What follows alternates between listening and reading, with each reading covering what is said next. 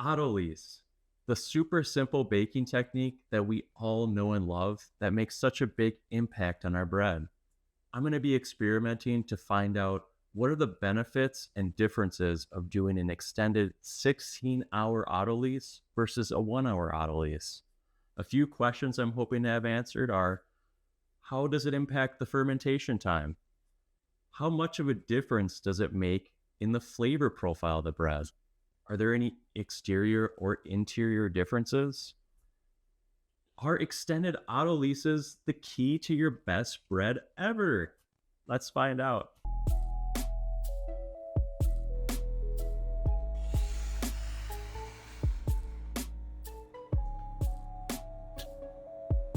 All right, before we get into the super exciting stuff, let's first talk about autolyse and what it is. If you're already super familiar with autolyse, go ahead and skip to the next section and we'll start the experiment. But autolyse is a baking technique where you simply mix the flour and water before you add anything else like the salt or the sourdough starter. It promotes gluten development and it helps increase the flavor profile of your bread. During the autolyse phase, two key enzymes are released. The first one is called amylase, which helps break down the starches into sugars, which makes it really easy for your starter to consume those during fermentation. The second is called protease, which helps break down the protein in the flour, which promotes gluten development and helps increase extensibility of your dough. And because of that last enzyme, protease, it can also help the flour absorb more water, helping with hydration. And when you have more extensible dough, it makes it much easier to stretch without tearing, and you get those nice window panes. Overall, autolyse is a very simple step that you can add into your bread making process to help improve quite a lot of things. So I want to just quickly touch on some of the variables of this experiment, just so everyone's on the same page. My house is currently 70 degrees Fahrenheit or 21 degrees Celsius. These are a mixture of organic, soft white heritage bread flour and organic whole white wheat flour. I like to use whole grains when I make bread. Not completely. So this is mostly organic bread flour. And then before I add my sourdough starter, these are 75% hydration. And when I add my sourdough starter in, these will bump up to 77% hydration. As far as water goes, I'm using filtered water. And typically when I do an autolyse for an hour, to combat my cold house temperature, I will use hot water. However, to keep the playing field even for all three of these, I'm using room temperature water in this 1-hour autolyse dough. That's because these started with room temperature water and have been sitting at room temperature for 16 hours. So I first want to kind of dive in and show you what these look like from the top level, and then kind of show you what each one looks like as far as gluten strength. And then I'm going to add in the sourdough starter and go through the bulk fermentation process and check in with you. My presumption is that these two, having done an autolyse for a longer time than this one, will go through bulk fermentation a lot faster. But I'm not sure on that. I've never done an autolyse for this long before. So that's going to be interesting to see. And as I mentioned in the intro, there's some other things that I really want to check with this experiment, like the oven spring, the crumb. Really, the big one is flavor profile. Does increasing the autolyse time increase the flavor profile? Just the end result of the bread is what we're going to be comparing. And, we have a little micro experiment here with the salt versus no salt. Another big one is what I had just mentioned before, the fermentation time. So if these 16-hour autolyse doughs ferment a lot faster, that can be a big factor for a lot of people, knowing that you can start your autolyse the night before and go through a really quick fermentation the next day. So I'm excited to see that. So let's first start by looking at an overhead view of these doughs. Okay, so here are all three of the doughs. This is the 16-hour autolyse with the salt. This is the 16-hour autolyse without the salt. This is the 1-hour autolyse. When I first took the cover off of these two, my first thought was, wow, those look pretty crusty. But I was quickly reminded once I took the cover off this one is that, okay, yeah, that's just kind of what autolyse looks like. And I can notice on the exterior of this one, it definitely feels a lot more dry. Maybe that's the salt playing a factor here. This one, it still feels pretty wet. And this one, it doesn't feel wet. It doesn't feel dry. It just kind of feels, I don't know how to describe it, as normal. But let's take a look at the gluten strength for all of these. So let's start with the 1-hour autolyse. And you can see here, it already is, after an hour, developing some pretty decent gluten strength. Hopefully you're able to see that all right with the camera angle, but I'm pulling on this, and for the most part, it's not breaking apart. I can get a decent window pane just after an hour. That's pretty impressive. I'm always just kind of blown away by how effective autolyse is at getting some gluten strength going. All right, so for this one, let's take a look. This is 16 hours.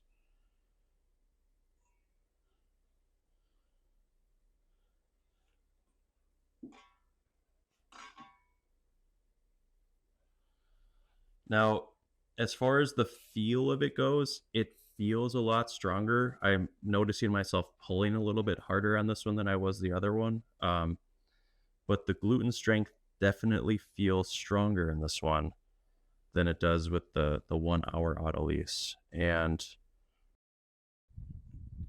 just looking at this, it has a nice put together feel to it. It kind of looks like, a couple hours into what it would look like a couple hours into the bulk fermentation. So I'm impressed with that so far. All right, so here's the 16-hour autolyse with salt. Yeah, that feels really strong.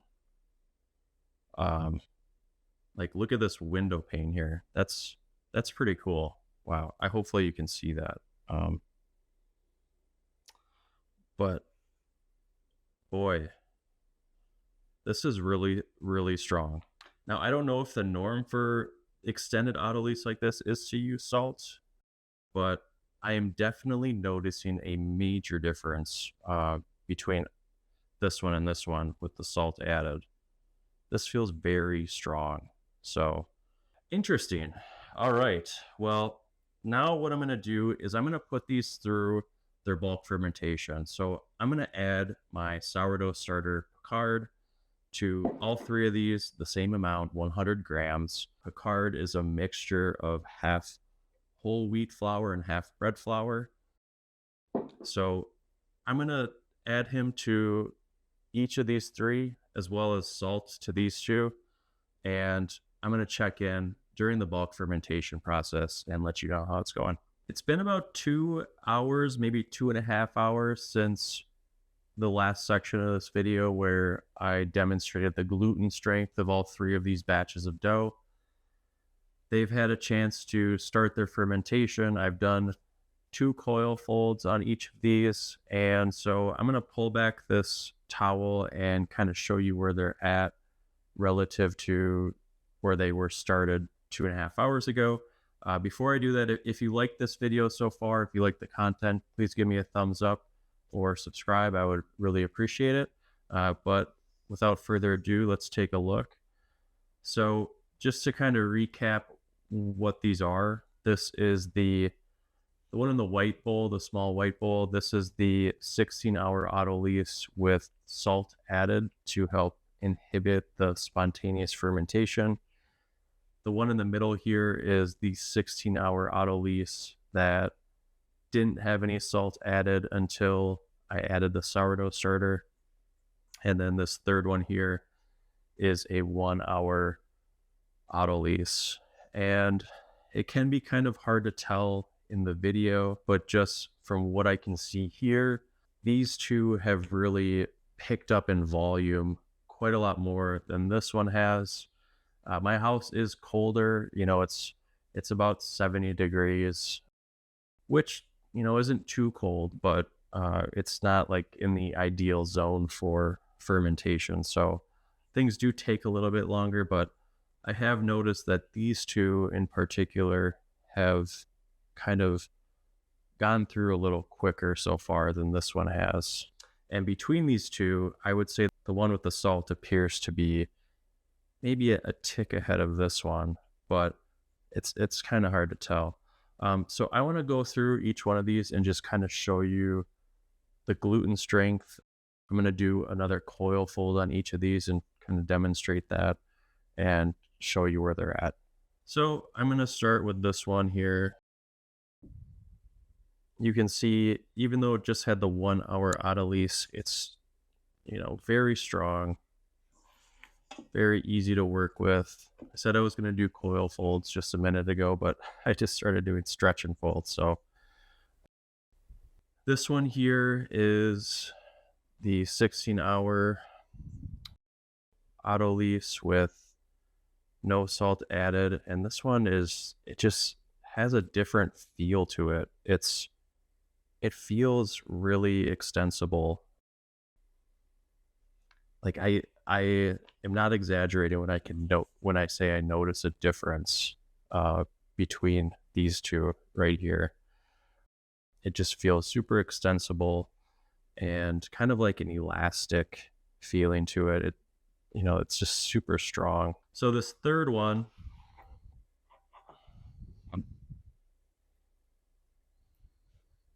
yeah, this is just super extensible. This is sweet. I really like this. I mean, very strong window there. This is great. I definitely, just doing these coil folds and stretch and folds, I definitely notice a difference between all of these. I'm going to let these finish up. I think based off what I'm seeing here, these two are going to finish a little bit sooner than this one.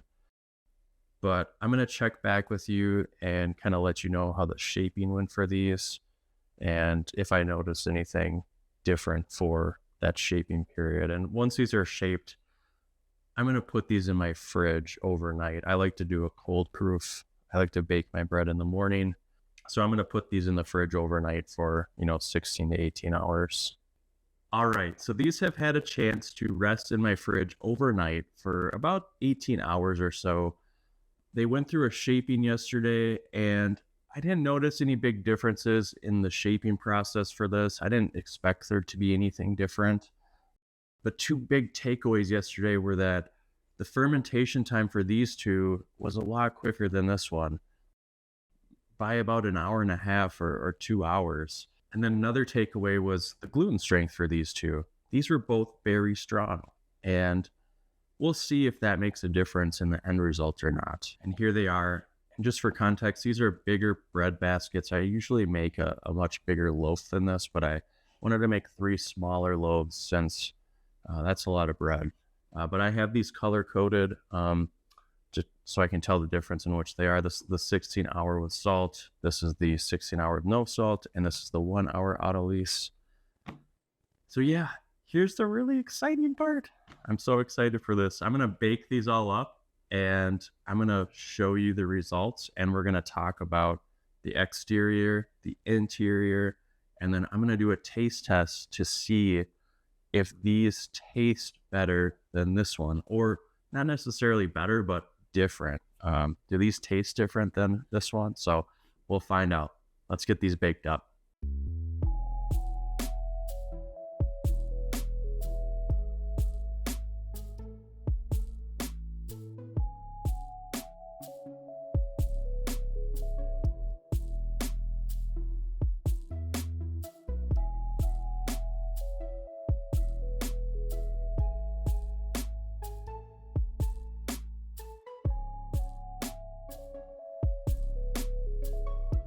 Okay, so we're back and they've all had a chance to bake. I did an open bake on a baking steel, all three of them at the same time, just to keep everything as even as I possibly could. The results were not what I was expecting. So I'm going to go through each one of these with you and just kind of take a quick glance at the exterior, my initial thoughts on the exterior, and then I'm going to cut these open and look at the crumb. And then finally, I'm going to do a taste test and give you my final thoughts. So to start with the first one, I'm going to go with the 1 hour Autolyse first. And here it is. This is the 1 hour Autolyse. This is a much smaller loaf than I normally create. So given the size of the dough and the oversized banneton it was in, I'm pretty happy with this shape. It's got pretty good color on it. It's got a belly with an ear. This one is pretty typical to what I would expect. We'll put this here. Now this one is where I'm surprised. This is the 16-hour Autolyse with no salt. You can notice that this one is a little more flat than the 1 hour Autolyse. And I'm curious to look at the crumb, but my initial thoughts are that possibly it could have been slightly overproofed because of that pre-fermentation factor, or it could be that the dough was so extensible that it wasn't able to have like a strong structure to the dough when it was baking. Now the third one is where I'm really surprised, because this one is the 16-hour Autolyse with salt. So I added salt when I did the beginning stage of the Autolyse. And this one is very comparable to the 1 hour Autolyse. Maybe slightly less oven spring, but still it's got a nice structure with an ear and a belly. And I'm really curious to see what the crumb on this one looks like. And looking at these two 16-hour Autolyse, while it might not be a huge difference, there is definitely a noticeable difference. And the odd thing about this is that, these were started at the same time for the Autolyse, and they kind of had the same properties going through the bulk fermentation stage. And honestly, I felt that these were finished with fermentation at the same time. But now that I'm looking at these two, I'm starting to wonder if this one maybe should have been pulled even earlier because of that pre-fermentation factor. So very interesting to me with these three loaves. All right, let's look inside the 1 hour Autolyse bread. All right, so looking here, this one looks pretty normal to me. It's not gummy or dense at all. So this looks fine. Not the best crumb I've ever had, but it will do just fine. And let's take a look at this one. This is the 16-hour Autolyse with no salt.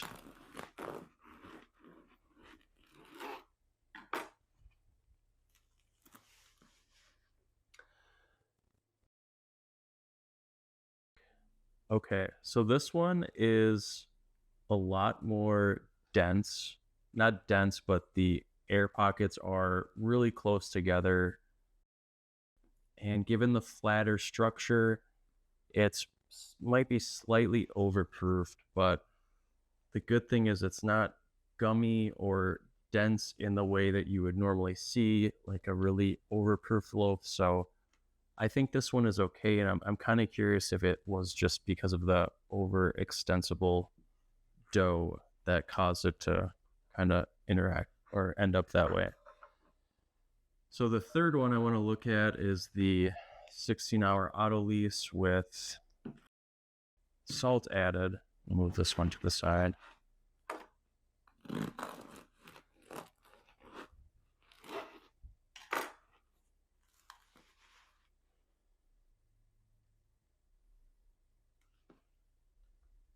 All right, so this one looks pretty good.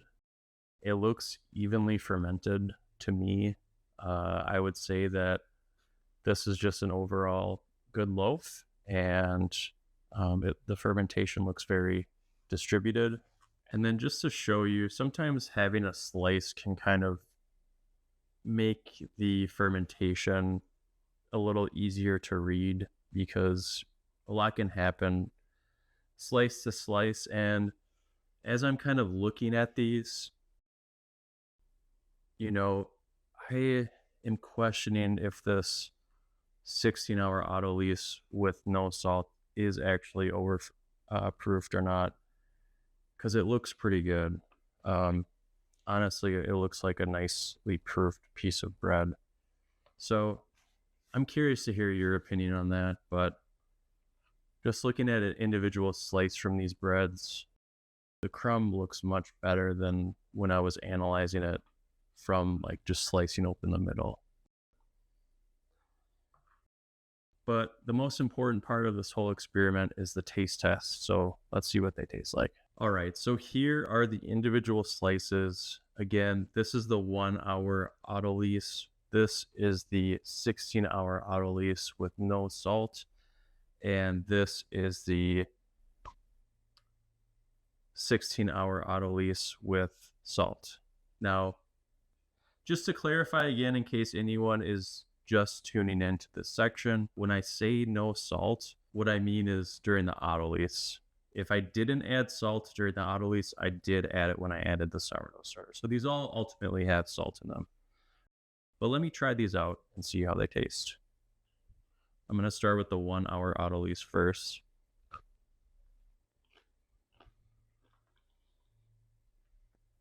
So that tastes like my typical sourdough bread. Very delicious. These are all the same type of flour, the exact same amount of each mixture. Organic bread flour and organic whole wheat flour. This tastes exactly what I am used to when I make my bread. Now, let me cleanse my palate and try this one.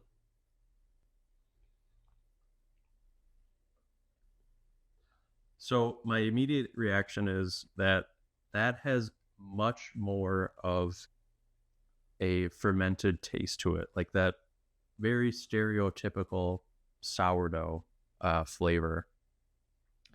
I would say that just from that one bite, that the 16-hour Autolyse with no salt is more flavorful than my 1 hour Autolyse. Now, I'm a little surprised by that. I didn't think it would make that big of a difference, but let me try this one too. This is the 16-hour Autolyse with salt.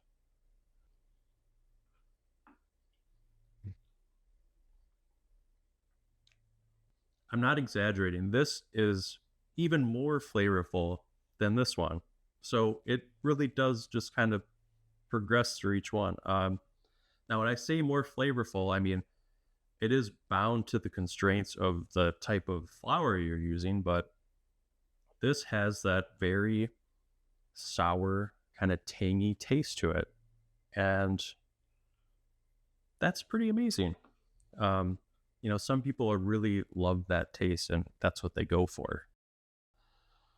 Typically, I go for the more mild taste when I'm making bread because that's what my kids like more. But, me personally, I really do like how this tastes here. This is a very kind of tangy, sourdough taste. Kind of reminds me of like the fake sourdough you get in like a grocery store. Okay, so my mind is a little blown right now. When I went into this experiment, I really wasn't expecting there to be a big difference, but a few things that really kind of blew my mind during this experiment was the fact that these two are most certainly way more flavorful than the 1 hour Autolyses. And when it comes to that like sour tangy note, it's definitely there, and that's incredible.